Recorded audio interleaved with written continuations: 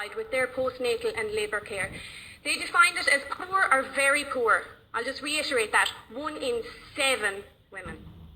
3/4 of women were not given a patient satisfaction survey. You walk into any bank in Ireland today and they actually want to know about your experience. They actually want to know your feedback before you leave the bank.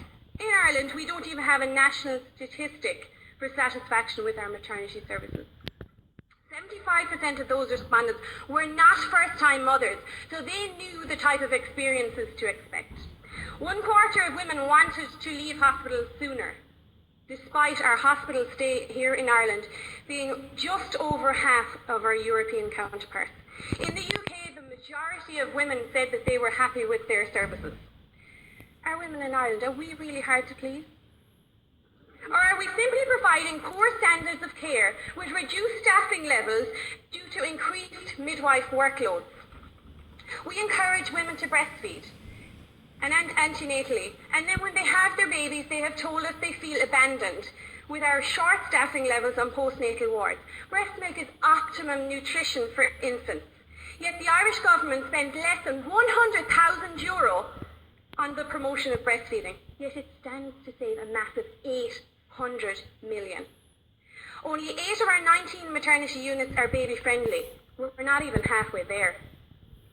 How can we advocate the 1916 proclamation for mothers and babies when 94% of both babies in Ireland do not make it to 6 months? Let alone 2 years and beyond, according to the World Health Organization recommendations. In 1916, there was an overall breastfeeding rate of 65%. So those handy women, they achieved that. The recommended midwife to birth ratio is 1 to 29.5 midwives.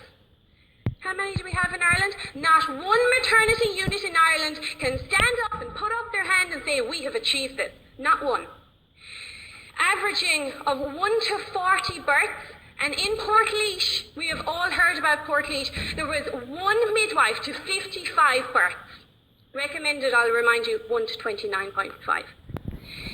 How, as midwives, can we maintain high standards of care when there's just simply not enough of us?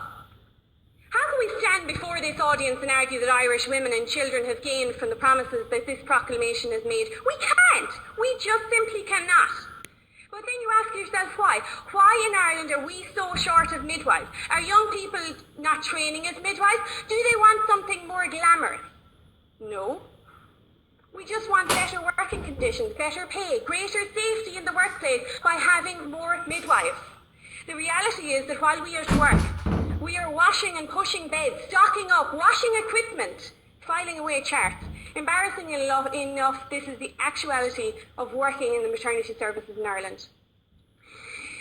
How can we empower women when we don't even have enough time to talk to them? I, as a mother of 3 small children, I have experienced maternity services 3 times in 2 separate sites, and I was not happy with it any time. I left the hospital and I hired a private lactation consultant to come and assist me with breastfeeding. So to conclude, I firmly oppose the motion when not one maternity service in Ireland has a recommended staff ratio. Only 8 of 19 maternity units are baby friendly, and we have the lowest breastfeeding rates in the world.